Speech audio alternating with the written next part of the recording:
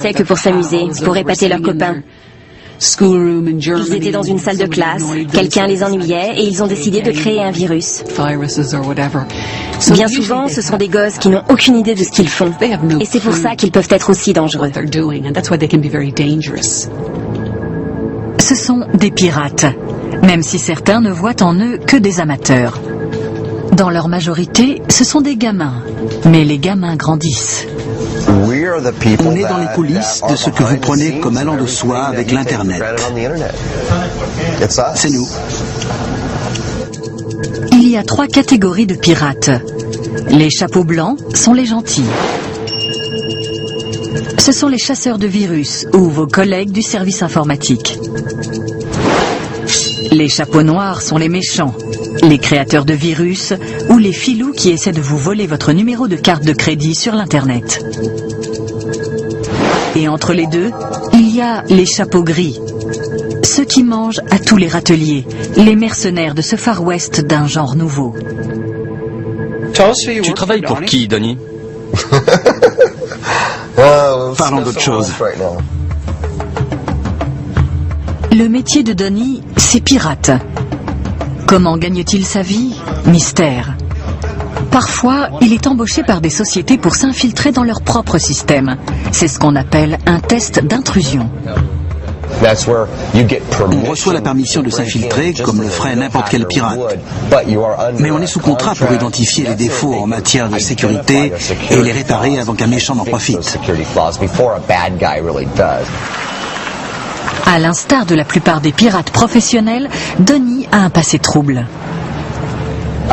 J'ai été contacté par une société indienne qui voulait que je fasse une démonstration de mes talents, si on peut dire. Et j'ai réussi à compromettre 5 systèmes avec 5 vecteurs d'attaque différents. En examinant de plus près une de ces intrusions, j'ai constaté que j'étais entré dans mail.gouv.in. En fait, j'ai investi les infrastructures gouvernementales. J'avais la main mise sur les systèmes, sur tout ce que je voulais. J'ai dissimulé des portes dérobées pour revenir plus tard, j'ai lu des courriers électroniques et j'ai posé des capteurs clavier. Dans le jargon des pirates, on dirait que j'ai possédé l'Inde. J'ai possédé un petit pays. Non pas petit, j'ai possédé le 2e plus grand pays du monde. Nous avons demandé à Donnie de faire la preuve de ses capacités. Et en moins de 5 minutes, il s'est infiltré dans la base de données d'une grande compagnie aérienne. En gros, je pourrais récupérer tous les renseignements concernant les réservations. Vos données utilisateurs, comme votre nom, votre adresse, votre téléphone et votre numéro de carte de crédit, qui vous permettent de vérifier votre numéro de vol.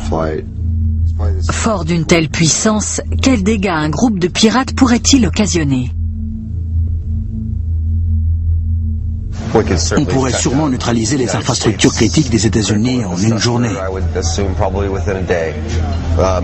Je consacrerai une semaine à faire des recherches et une journée à l'attaque. Ce qui veut dire Que je ferai sauter le réseau électrique, le réseau de communication et peut-être même la capacité militaire d'intervention. Ça deviendra sûrement un état policier. tu exagères. Non.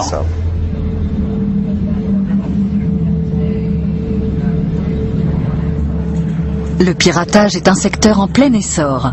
Il existe aujourd'hui des livres, des magazines et des cours pour apprendre à contourner les systèmes de sécurité.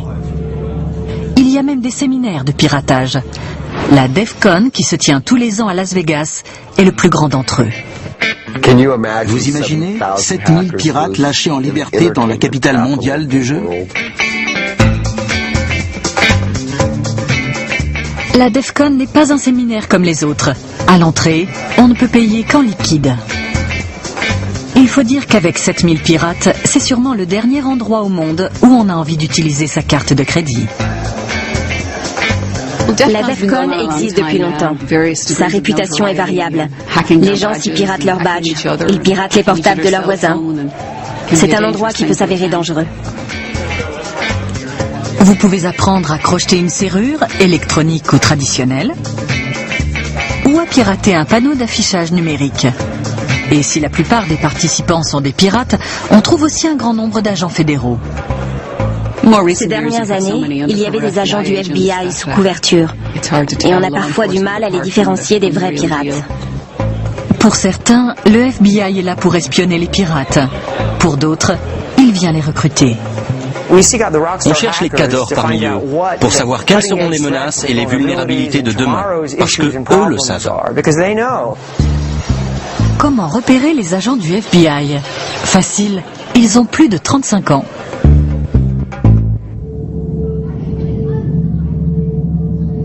Et comme il existe désormais des logiciels pour des enfants à partir de 6 mois, une nouvelle génération de pirates très jeunes s'apprête à prendre la relève. La preuve, un adolescent de seulement 15 ans a réussi à paralyser les poids lourds d'Internet. S'ils étaient en ligne, on pouvait les avoir.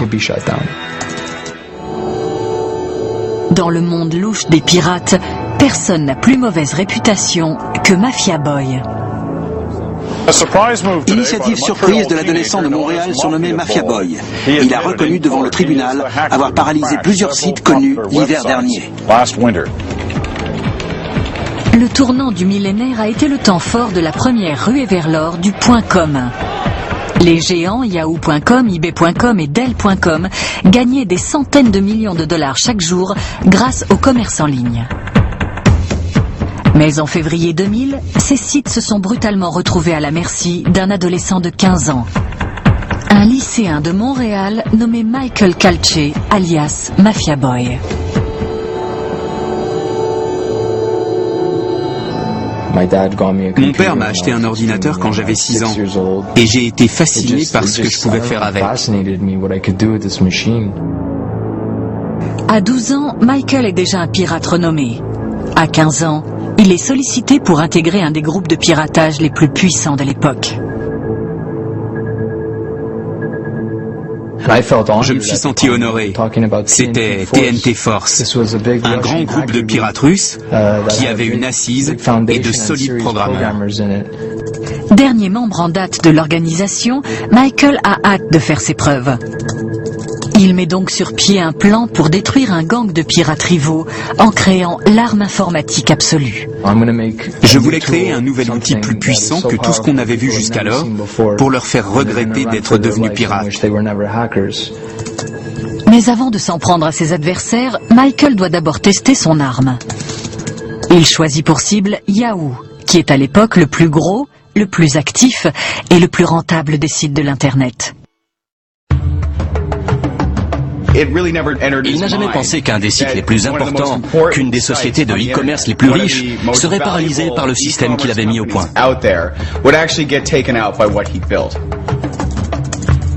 Au matin du 7 février 2000, Michael prépare son offensive. Il règle le minuteur de son arme pour avoir un alibi et se rend au collège où il est en classe de 3e.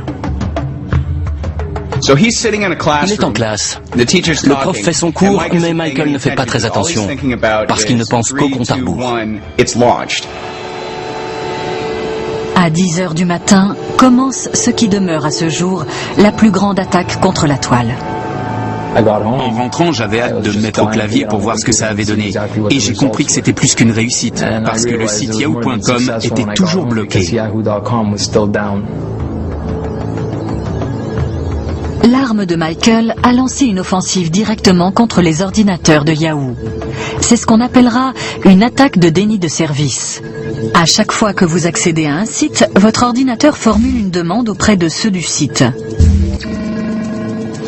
Michael a pris le contrôle de la bande passante de dizaines de gros ordinateurs, principalement dans des universités américaines.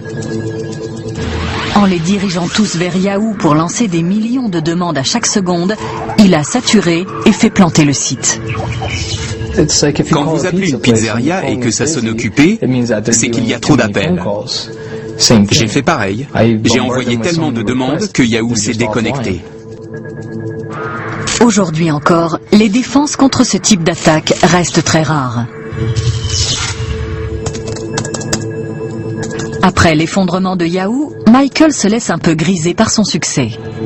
Les sites de CNN, Amazon, eBay et Dell, des sociétés qui brassent des milliards, sont tout aussi facilement saturés par Mafia Boy. CNN a certainement subi la pire attaque. Parce que quand son site a sauté, il en a emporté 1200 autres avec lui.